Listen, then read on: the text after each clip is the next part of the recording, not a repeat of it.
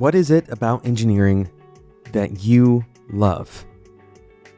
What keeps you coming back to doing this as a career?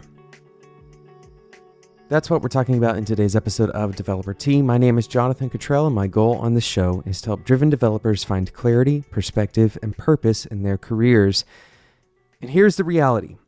Maybe love is a strong word for this, but at the end of the day, we have a reason to continue being engineers. Well, sometimes that reason is simply inertia.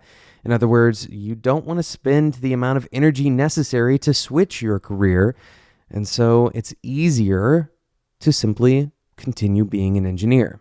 This is a way to get paid, after all, and virtually no one would do this indefinitely, at least wouldn't do it full-time indefinitely without getting paid. So, setting aside the fact that most of us are making a living as engineers, what exactly keeps you coming back? Instead of going and doing something different, what is it that you enjoy about engineering? Now, this is especially important. This episode is especially important for early career developers, people who have just started software engineering. Maybe you're in your first junior job or even an internship, and you really love coding. Something about writing code and then seeing whatever the result is of that code coming alive. And there's absolutely a cool factor that brought a lot of us, at least, to the table here. We see things that we would like to build, we go and learn how to build them, and then we can build it. And it seems like the possibilities are relatively endless. It's also really interesting to be able to look at things that other people have built and dissect how they may have built it. So there's a lot of kind of intellectual puzzles that can be really enjoyable about this career. And specifically the idea of being able to code. There is some level of social appreciation for software engineers, more now maybe than ever. And there is a sense of accomplishment when you learn how to code in a particular language. Now, we're simplifying things drastically here. You don't ever stop learning, even a specific language you don't ever stop learning, because there's new ways to express the same ideas. There's new ideas to express in old ways. And the world around your code continues to change. Computers are changing and user behavior is changing. And the landscape of businesses that run on software are changing. So you're never done learning a given language, but there is something really rewarding about learning how to code. So I'm going to ask you an even more challenging question, because those rewards are relatively easy to see. But at some point in your career, the things that brought you to the table, those rewarding moments, are going to fade. They'll fade because maybe you have to learn a new language to stay relevant, or maybe all the problems that you used to solve, you can no longer get a job solving, and so you have to solve a new kind of problem.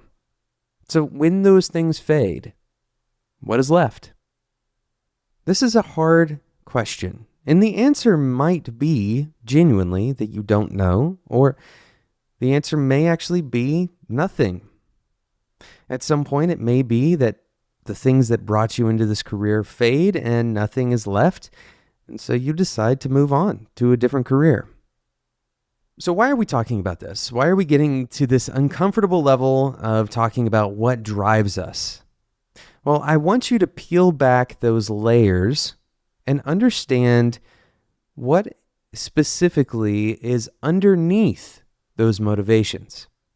Why is it that solving those particular kinds of problems is rewarding?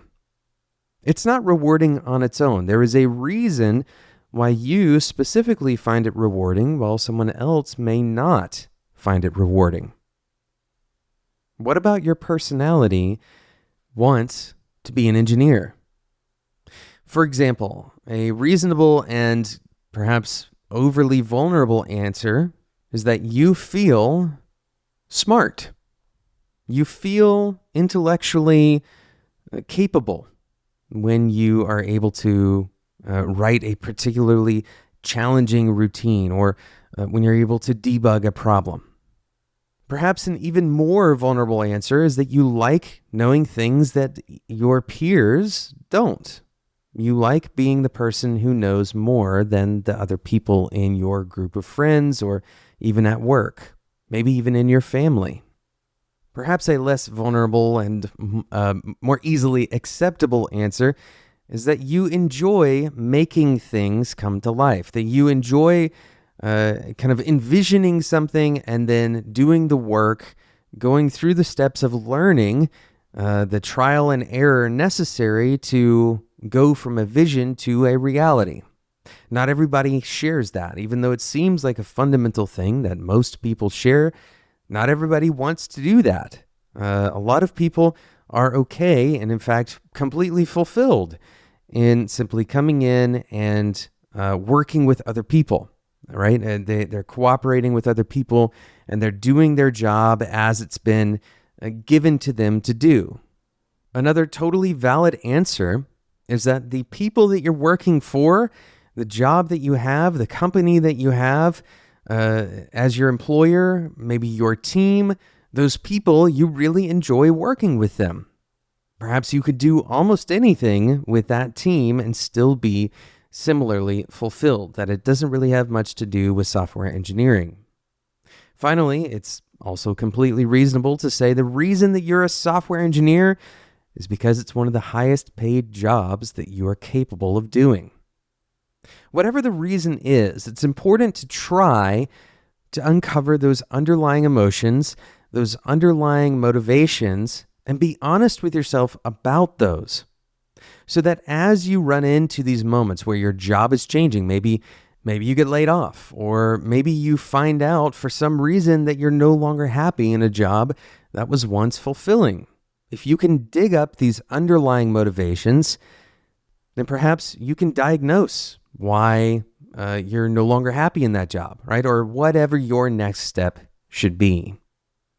Thanks so much for listening to this episode of Developer Tea.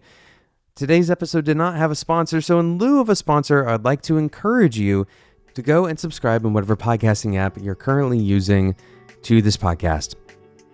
Today's episode and every other episode can be found on spec.fm, along with other shows that are built specifically for you as a designer or a developer looking to level up in your career. My name is Jonathan Cottrell. This episode was produced by Sarah Jackson. And until next time, enjoy your tea.